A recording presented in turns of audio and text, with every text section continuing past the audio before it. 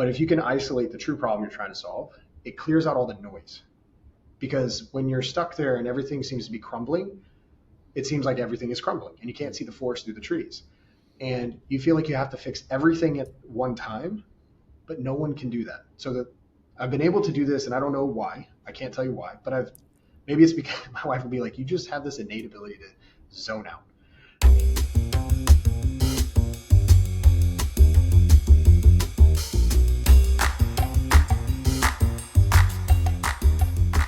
Hey, welcome to another great episode of the Gym Owners Growth Zone Podcast, the show designed to help gym owners improve and grow their businesses. I'm your host, Andres Escobar, and I'm so grateful to have you join us today. Today, we have the first part of our two-part episode with Cale Owen, the CEO of Gym Launch and Prestige Labs. You might know Cale used to own a gym, but did you know he played baseball for the Philadelphia Phillies? He knows his stuff when it comes to sales, business, coaching, and managing a team. After putting in the work at Gym Launch since 2018, he got the CEO position for Gym Launch and two companies that they run in 2022. Before that, he was a Gym Launch client who grew his gym from 30 members to 250 members in less than a year. And he lives in sunny Florida with his wife, Maggie, who works for Gym Launch as well and Prestige Labs. They have two amazing kids together. Now, if this is your first time listening to the show, please consider subscribing to the podcast and share this episode with someone whom you think will enjoy it. And as we dive into the episode, pay attention to Cale's enthusiasm for helping gym owners and expanding their business beyond their usual daily tasks as owners. Hey everybody, welcome back to the Gym Owners Growth Zone Podcast. I have with us today Cale Owen. Thank you so much for being on the show. Appreciate you jumping on. For your time you're busy running an enterprise, and we really appreciate you jumping on here at the Gym Owners Growth Zone, helping us listen and how you grew your gyms. And actually, you had one gym, right, Cale? Mm-hmm. One gym. And so Cale, here, customary to give us the origin story. Basically, I look at gym owners as superheroes, and you're no less. So I want to hear how you came to be here, not just on this podcast, but we are in life, in the success you've had. Share with us a little bit about who Cale is, for those who don't know. Yeah, man. Well, thank you for having me on. I really appreciate the time, and hopefully I can bring some value to your listeners and anyone that's listening to this. It's a very long story, so I'll keep it as short as possible. Fitness became a part of my life through my desire to become a better baseball player, and I was always the smallest kid on every team I was on. While I was fast, I was the smallest, weakest kid. So I became obsessed around the age of 13 years old with strength and conditioning and fitness, and my desire was to use strength and conditioning to get better at baseball on the baseball field, because my dream was to play in the big leagues, right? Every kid's dream that plays baseball. And that's when the journey started. And then as I kept playing baseball, went to college, I studied business. And what's funny is in college, while I was playing baseball, my favorite class that I ended up taking was my senior year, and it was a personal training class. And it was the most fun that I'd ever had. And it was something that clicked inside of me. I was like, man, I just really love this. Like, I truly do love fitness. And someday it would be really cool to help people change their lives, transform their lives, and help them reach their goals through fitness. Just like it's impacted my life, because it helped me through what I learned and what I was able to apply through this. It shaped and molded the way that I thought. It changed my mindset. And it also changed how I performed on the baseball field. So for me, it was a big, I got a lot of positive reinforcements from fitness, and specifically strength and conditioning in the athletic world. And after I got done playing baseball and got released from the Phillies organization, I had an opportunity to start a gym with a buddy of mine who I had actually played baseball with in Little League way back in the day. He was 12, I was 9. We played on the same team. I was terrible. He was like the older kid who had been around, like knew everybody, was really good, all this stuff. And so one of my best friends to this day, and we started a gym in Tampa, and we knew nothing about business. We are the perfect story of really passionate about wanting to change people's lives, really, really engrossed in the ideas of programming and achieving top performance in both humans and athletes. We spent a lot of time with high school, college, and professional athletes, as well as we had a Gin Pop offer as well, and a program that we did for the Gin Pop in the area. But our gym didn't grow because we didn't have any business acumen, no marketing, no sales, none of it. Like, we didn't know how to run a business at all. We had a partner at the time who was trying to obviously help us, and he was way more advanced and had a lot more experience on the business side, but he went about it the wrong way in his communication style and the way that he tried to run things. He was much more of a kind of a tyrant rather than someone who was trying to be a partner. And I look back at it, and I don't think at this day, like to this day, when I was back in those shoes, I don't think I was ready to listen to that. I had to go through some of the pain. I was being what I would call a smart person, meaning that a smart person, there's 3 types of people in the world, right? There are stupid people, there are smart people, there are geniuses. Stupid people keep making the same mistakes over and over and over again. Smart people, they make one mistake and they learn from it and move on. And then geniuses are ones that learn from other people's mistakes and they just decide not to make them. And at that time, I was acting like a smart person. I was like, nah, you don't know what you're talking about. We want to be different. We're the exception to the rule. Like, we'll figure it out. We can just buck all the general basic business principles that make every business successful, and we'll just do it our own way. Well, we weren't successful. So we were struggling for a couple of years. And then I had the opportunity to start another gym in St. Augustine, Florida, across the state. And I had gone to school in St. Augustine. My wife had gone to college in St. Augustine. We'd actually met in St. Augustine. And it was just calling. And so for about a year, I was kind of talking with these 2 other people that wanted to start a gym. So long story short, ended up starting the gym here in St. Augustine in 2015. Was this the second gym or is this the first gym? Second gym. The second gym, so right? This Okay. is the second gym. So you didn't move the gym from one coast to the other. You just I left my partnership there, and I had a minority stake in that gym. Got it. And then I left that one and just said goodbye to it, and then was like, no, I can go all in. And I had the opportunity. I got majority ownership in this one, and then ended up getting more later on as one of the partners left. But we got into it, and we started in 2015, made the same mistakes again, right? With a little bit more learning, got a little bit more advanced, but still at the same time, we made a lot of the same mistakes. We didn't have a strong marketing arm, wasn't very good at sales, needed to improve that skill set. Programming was great, experience was great, but wasn't able to get new people in the door. So we were struggling for really until 2017, struggling big time. And in late 2016, I'd gone online just as a way to start providing more personal income for my family because we were making nothing. Yeah. And in the year of 2016, you were at GymCon when I talked about this. Year 2016, we had my wife and I, with a baby, this is nuts, had a combined tax return of $29,000 combined with a 1.5-year-old, almost 2-year-old. So are we competing? Because I can compete with you too. I'm a story just like that. That's like crazy. I know, man. Like, I remember doing date nights with my wife, and we go to 50-cent wing night. That was our date night, like once a month because we couldn't afford it. 50-cent wings, and if we were splurging, we get 12 wings, right? Because we eat more back at home. Oh yeah. It's just a chance for us to get out of the house. Yeah. She'd have one shock top. I'd have like a $1 beer Yingling or something. Right. And then if we're really going crazy, we get a slice of like peanut butter pie. We were just talking about this the other day on our podcast about this. That's right. That's right. That pie day. Yeah, I remember the story. I know, dude. That was it, man. And I remember thinking, and I just remember being like, this is not how it's supposed to be. So ended up going online. Problem with that though, and maybe this will help anyone that's listening to this, is when you have split attention, right? One thing could be doing better, but once you split that attention, the other thing is going to drop. And so what happens is you get a net loss or a net neutral result. If you do not have the systems and the processes and the right people in place inside of one business, aka one location, if you're a multi-location owner, or you want to think about starting another location, if you don't have it to where you don't have to be in there and it can still grow and it can still profit, then you can't leave it. Because as soon as you go and try to do something else, or you try to even bolt on a new service or something different that requires you to be a part of this other entity, then it's just going to bring everything down. So doing that, I made actually more money from online than I did in the gym, but I still had like 3 years left on my lease. And so struggling, I was like 8 weeks from shutting my doors. And then I have a conversation. I see an ad about Alex, and I'd actually seen him on a call before in this online group that I was at. That's how I got connected. And I was like, this guy knows what he's talking about. So Alex Hormozi, if I'm sure most people are probably familiar with it in this space. Yeah, not, in this place for sure. I mean, this is yeah, a place I that they should know.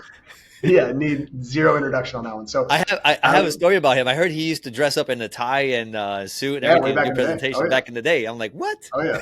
If you go back to his old if you go back to his old ClickFunnels, funnel hacking days, like you can see him when he presents, it's suit, tie, the whole thing. Yeah. So crazy. Ended up signing up with Gym Launch in 2017, last ditch effort to save my gym. And we made as much in 10 days as we did in the previous 9 months. And we literally tripled the size of our gym in 10 days and using the right systems, the right marketing systems. But the cool part was it wasn't just this one pop. So what we did was we followed the systems within Gym Launch, which we still teach today because they're basic business principles and it's the right business model for boutique facilities to grow and scale their facilities. And we took that, and then my wife and I, inside of the business, she was able to quit her job as a bartender, come in, we worked together, and we were able to scale from 33 members to over 250 members in 8 months. And using the right systems, we built an entire team around us to where we didn't have to be there. It could continue to run, and not just run, but also get exceptional results for our clients. We had less than 3% churn for 9 months straight up until we sold. And we weren't even in the gym. And so 3% churn less than that. It was like 2.5, 2.6, 2.7, 2.3.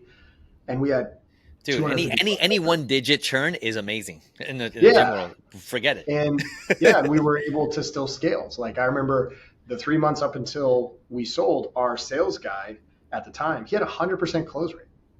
100%. I know people are gonna be like, no way. No, I swear. The last 12 weeks, he sold 100% of the people that walked in the door. Your price wasn't high enough. No, your price wasn't high enough. 100%. Dude, that's what I would have told myself back then. But at that point, I was selling it. So we were selling $500 up front. Everybody that came in had to pay $500 to start regardless. It didn't matter. But that's great. We built it, scaled it, and then sold it in March of 2019. But there's this weird overlap where I, in 2018, had the opportunity to come on and start doing sales and work for Gym Launch. I was fully bought into the system, fully bought into the culture. I was a believer in the system because I had done it. And so I had that opportunity, came on, started in sales. 3 months later, became a sales manager. About I can't even remember if it was 6 to 8 months later, became coaching manager. So I switched to the product side and helped develop a coaching team of about 30 different coaches to roll out a brand new product, which rolled out in, I think it was July of 2019.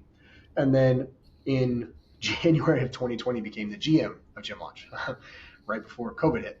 And so became that. And then I was GM for about almost 2 years. And then December 24th, Christmas Eve, 2021, we ended up getting the majority acquisition from APG, American Pacific Group, which is a private equity firm out of California.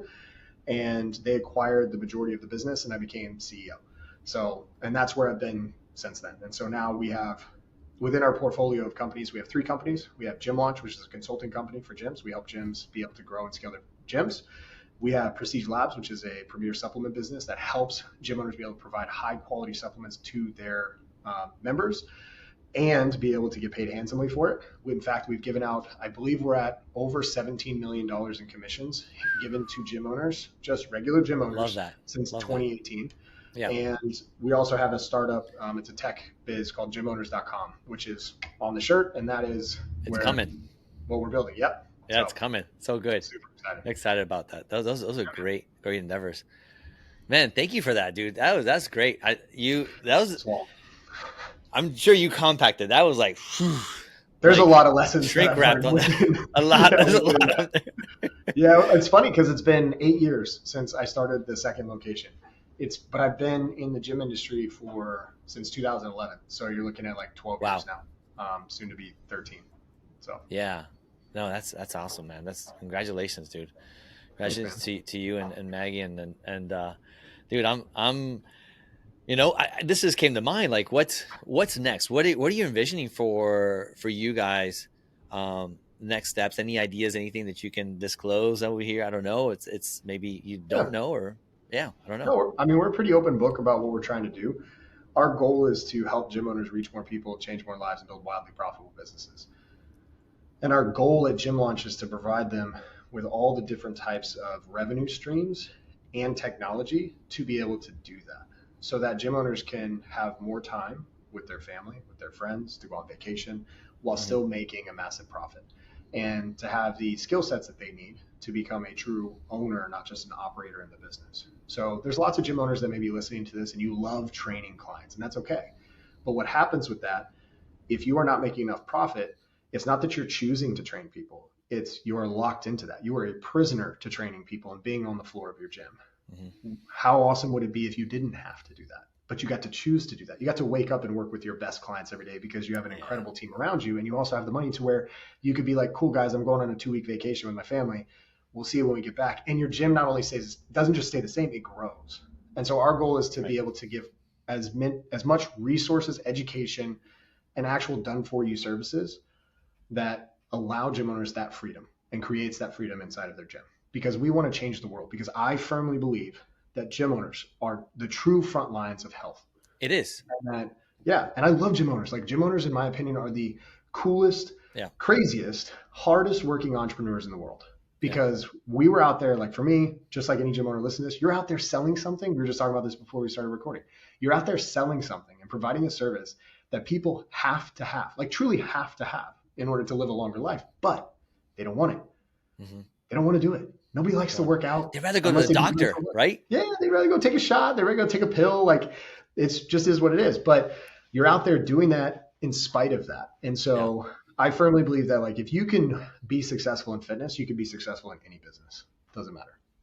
I think so too. I think it just resonates with so many things. People ask me, is this just for gym owners? No, you can listen to the podcast. If you don't have a gym, you're going to get a lot of nuggets that you can pick up and run with and just improve your life in some ways. And I've gotten reviews where it's like, wow, like, I can't believe it impacted you. Like, yeah, this has helped me so much. I'm like, I love it. Awesome. We'll keep doing it. You know, it's like the juice that you need to keep going. I love it, dude. Yeah. It's so good, dude.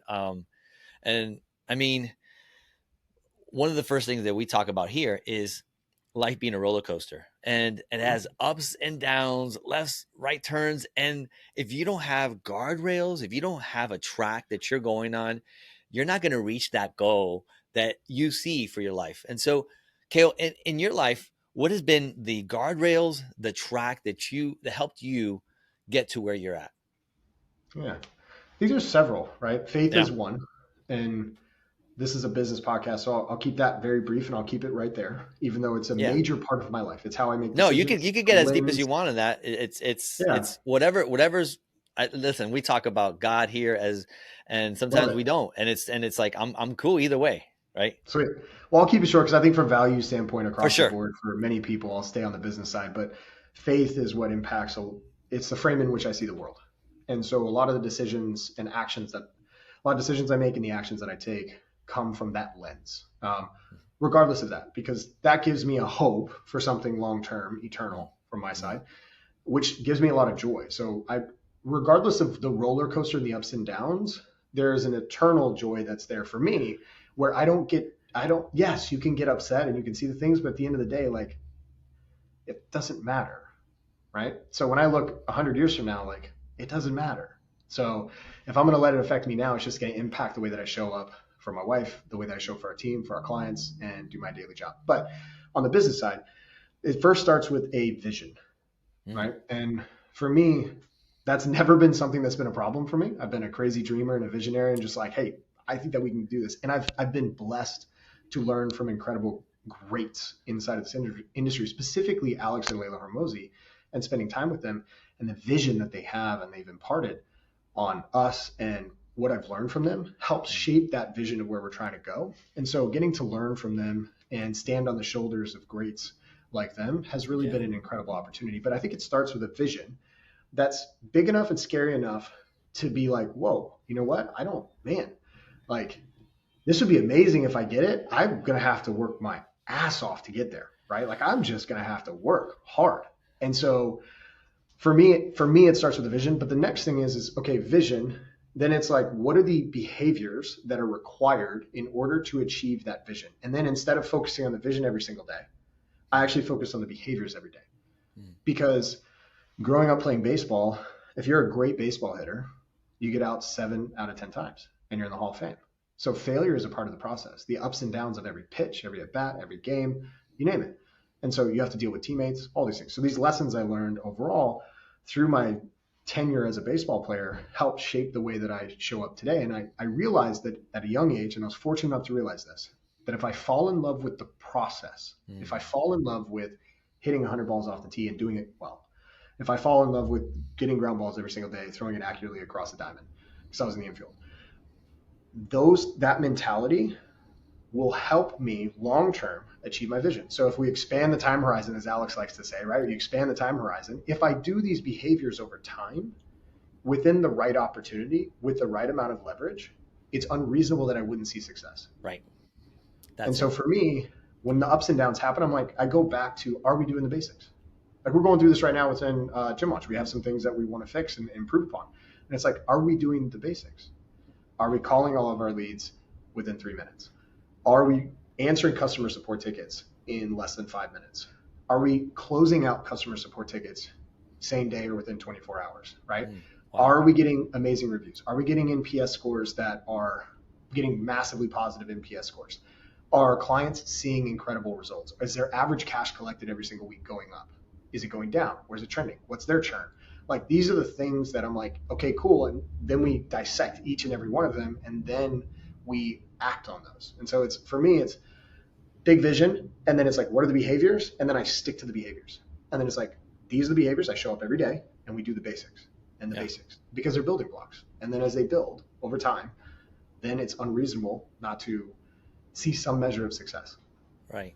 And where's the connection with the vision and the behaviors is like, okay, the behaviors, are they lining up to that vision? Mm-hmm. Like you said, like, correct. Hey, are the metrics there or not there? And so I love that the whole connection is not, and I think, right, we've heard it from Gary, he's like the clouds in the dirt.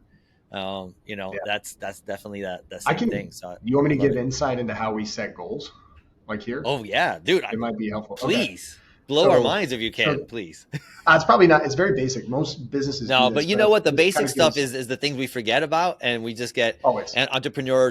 I heard it, entrepreneur seizure, where it's like, oh yeah, let's try that. This thing worked, but let's try something else instead of just continuing just hitting this thing that's going to constantly work for us. We're like, let's try something else, make something new. Like you said it earlier. We're not on the podcast, but you said it like, let's try. Oh, what was it you said? Oh, Cale. Oh my goodness. Anyways. I don't know. I can't remember. God. Oh, it was right there. Like you just try something else. It was like, you just want to try something else. Like, it works, but it does. Anyways, go ahead, please, with the goals.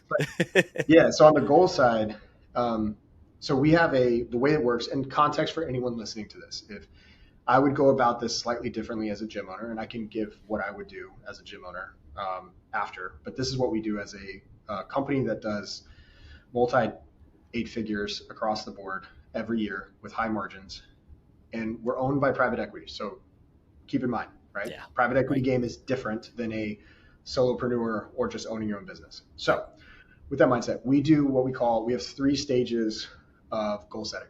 Number 1 is desired superior outcome. We call them DSOs. So we have DSOs that are set 3 to 5 years out. Those are like very little actual numbers involved with those goals. Much more, how do we want to be perceived? What's the desired superior outcome? Like dream state, what do I want my business to look like? Dream state. We only have one, because it's private equity, we only have one monetary goal, and that would be EBITDA. And like, what do we want our EBITDA to be at that point? Right. For anyone listening, it's earnings before interest, taxes, depreciation, and amortization. Basically, it's close to net profit, but not quite. So the next thing after that, so that's 3 to 5 years. Well, we can't act on that on 3 to 5 years, right? So the next thing that we do is we set VFOs, vital few objectives. Those vital few objectives are yearly VFOs. And so those all drive to the DSO to try to reach the DSO. Those are yearly, but we can't act on yearly because how do we do the daily, right? So then after that, we have MITs, most important tasks. These are done every quarter. We're about to go next week into our quarterly meetings. And why am I out of breath? I need to walk. I should have told you, get some water. It's all good. So we're about to we do a quarterly strategic meeting and board meetings, but we set MITs for the quarter, and we do no more than 5. And we break those down, those MITs, into behaviors. that have to happen. And so each one has an owner, each one has a deadline, and each one has associated tasks that are needed to complete that MIT so that MIT is completed successfully, which then leads us to our VFOs. And so it allows us to be able to cross off VFOs earlier than a year, and then we just add more VFOs. And then we always go back, usually twice, 2 to 3 times a year. We take a look at our DSOs and ask, does this still make sense? Is there something new? Is there some new piece of data that we found, some new piece of information that would change the way we look at our desired spirit outcome?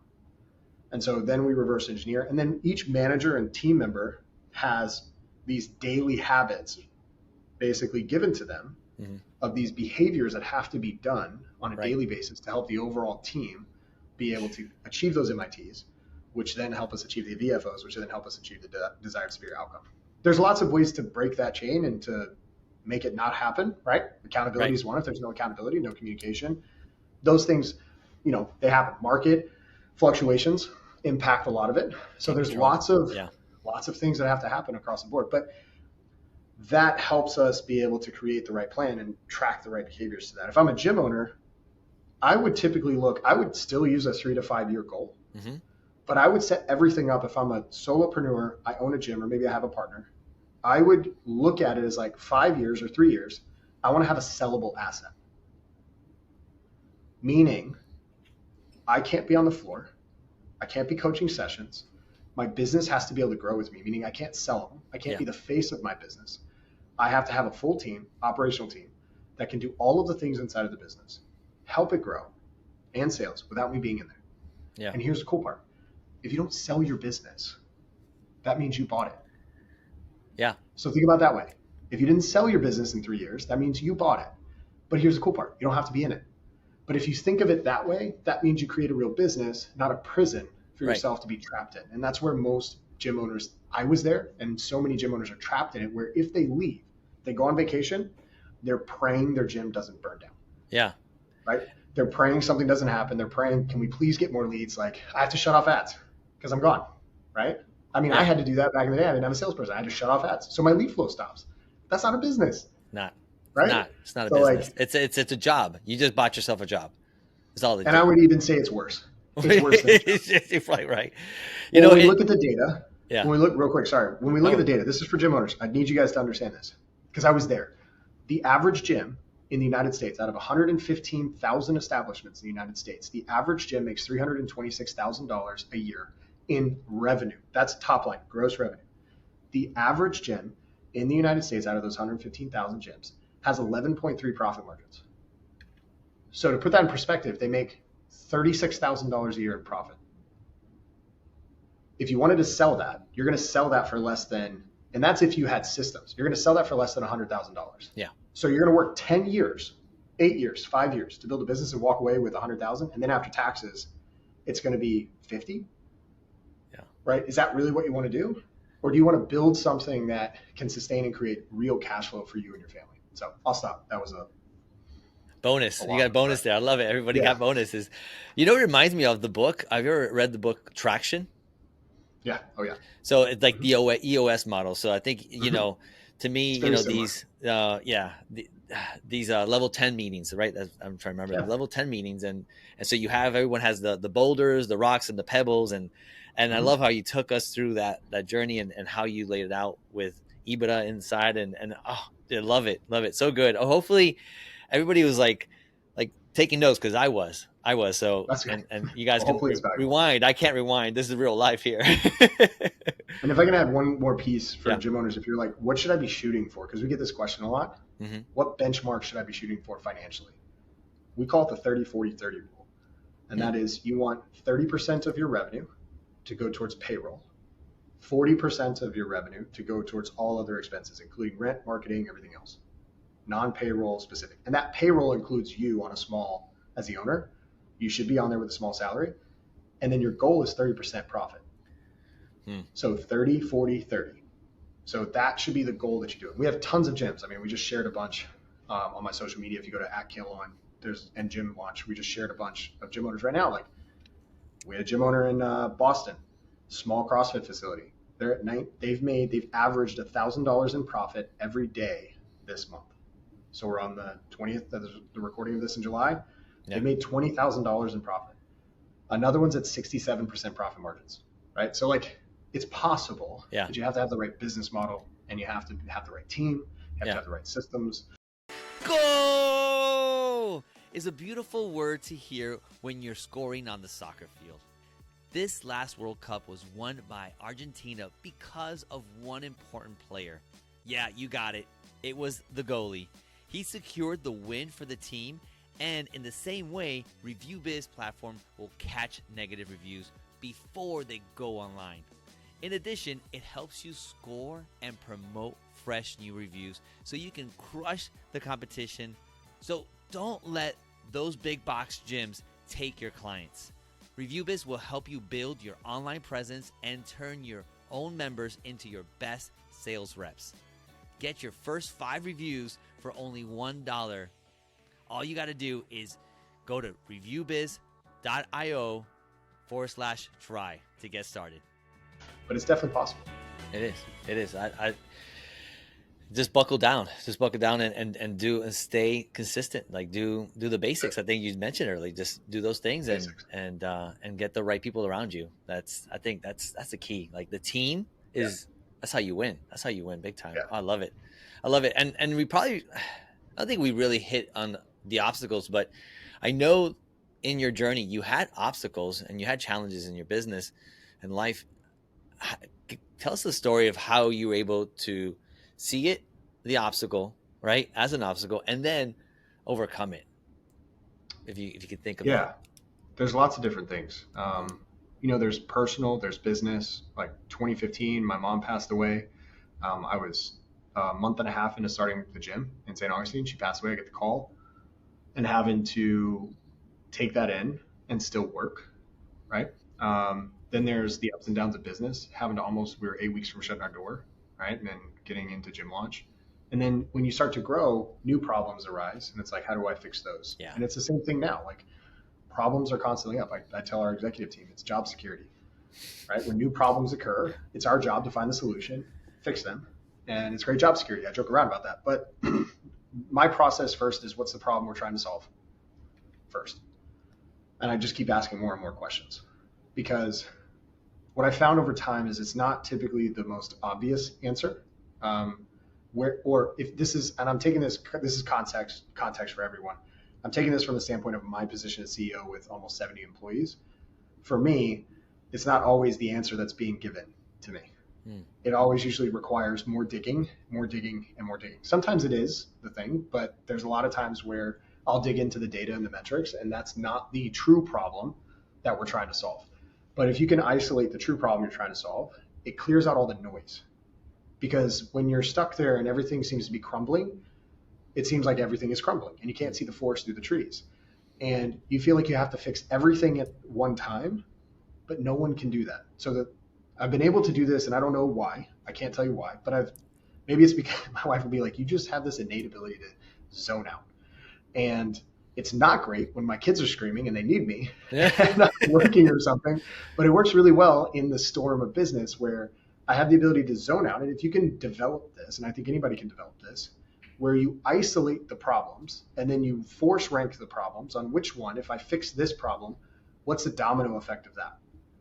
And you put it into a hierarchy of the biggest problem that will have if I fix it, will have the biggest result. And if you can do that, then you can then attack the next problem. But here's a perfect example. We just had a conversation with a gym owner that had sold their second location, because we told them we don't believe that most gym owners should have multiple locations, because most gym owners do not have the ability at the scale that they're at to be able to manage 2 locations. Yeah. I think it's a pipe dream. I think it's something sold by a lot of franchises. I think it's horrible.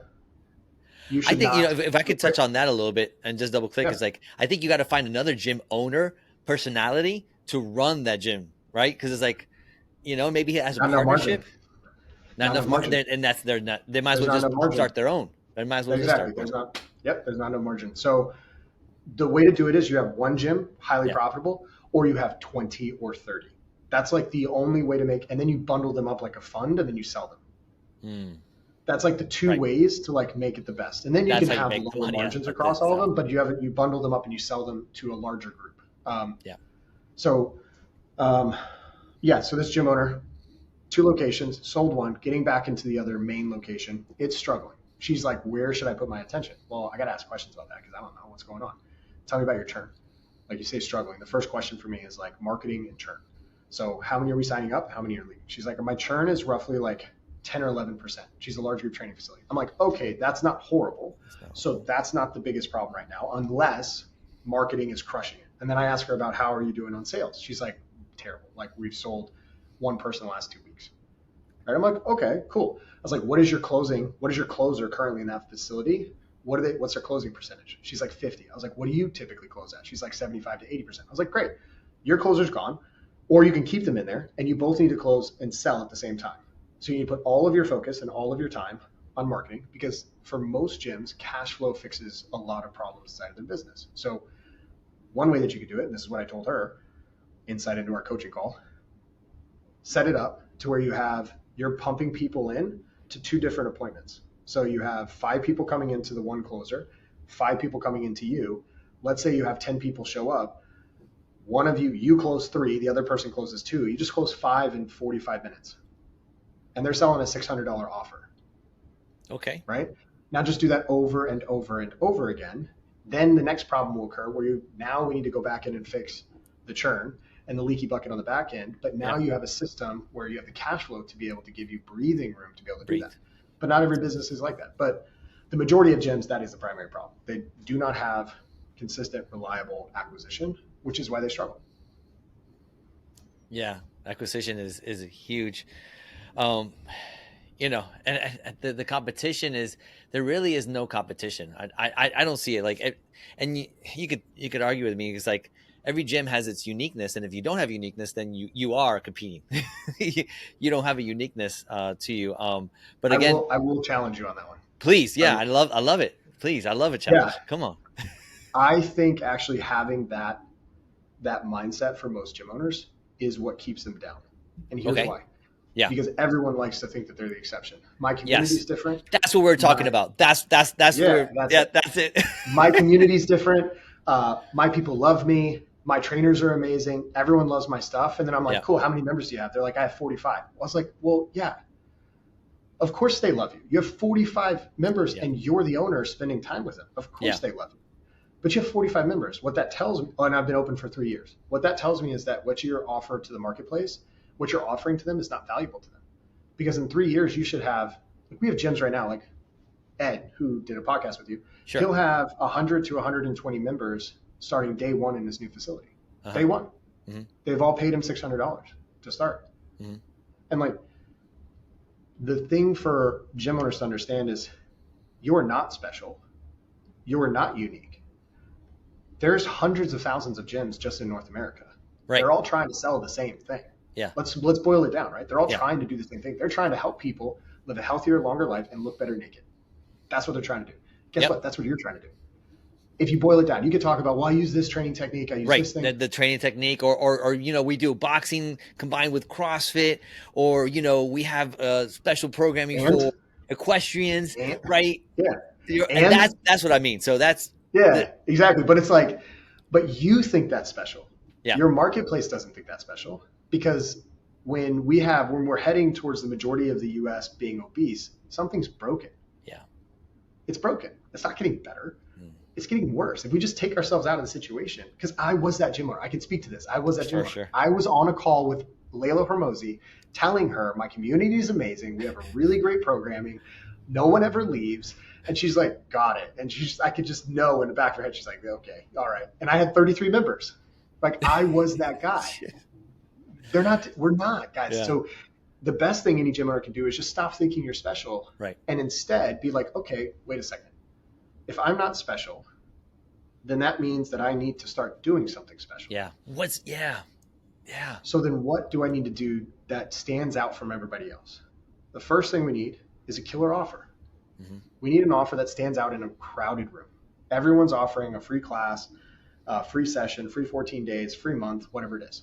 Well, if you can't monetize off that, you just sound like everybody else. What you need to do is take it a step further. How many people are offering nutrition? Actual nutrition, like legit nutrition. How many are offering accountability? Because that's the key to it. right? Huge. And then your fitness, how many of you can consistently provide an exceptional experience to all levels of fitness? Not just your best, not just your healthiest, the worst. And I mean the people that are 50 pounds overweight, never worked out before. How many of you can provide an exceptional experience to them? And how many of you can do it without you in the room? That's the key. And then can you showcase your testimonials? Can you showcase it? And then can you provide creative ways for people to pay you? Can you provide creative ways to keep them to stay? Can you provide community? Can you incentivize them outside of just the gym? Can you create reward systems outside of just the gym rather than just being in the gym? Because we like to live in this bubble of like fitness is everything. Well, guess what? 99% of the world couldn't care less. They're just trying to survive. The point, and this is the point for me, and this is what clicked for me when I got towards the end. When I stepped out of the gym on the floor, I realized I was like, I used to be so crazy about programming. Like programming is everything. Got to have the right programming.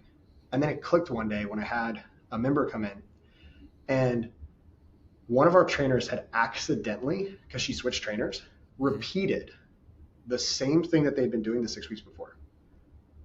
So they did 6 weeks of programming, repeated the same 6 weeks again. Wow. First 6 weeks, lost 20 pounds. Next 6 weeks, lost 20 pounds. Okay. Didn't matter. Same programming. That's not what we were taught. We're like, you need a different program. Didn't matter. Didn't matter at all. And the customer loved us. And I was like, oh my gosh, it doesn't matter. Wow. What I realized that's a value drop. I mean, if you guys didn't like, minds blow right there. That's huge. That's in context for all the programming haters out there, all the programming nerds that will say, hey, no, that's dumb. Like you need great programming. Of course, you need a solid basic program. You need to focus on the 5 primary movements, right? You need to learn how to squat. You need to learn how to hip hinge, how to lunge, how to pull like row, and how to push. You need to be able to do all of those movements. We need to move through different planes, but that's easy. You can go to ChatGPT right now and have it pump out a bunch of different programming options.